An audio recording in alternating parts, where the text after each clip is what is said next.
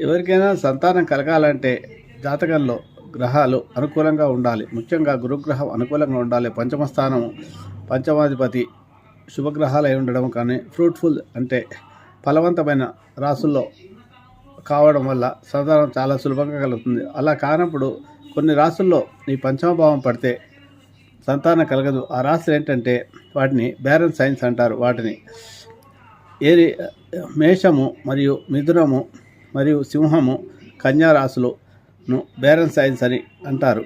వీటిలో ఈ రాశులు కనుక పంచమంలో అయినా వీటిలో పంచమ స్థానాధిపతి స్థితి ఏర్పడ్డా కూడా మీకు గురుగ్రహం ఈ రాశుల్లో ఉన్నా కూడా సంతానం కలగడంలో కొంత ఇబ్బందులు ఏర్పడతాయి. దీనికి కారణం గ్రహశాంతులు చేసుకోవాల్సిన అవసరం ఉంటుంది.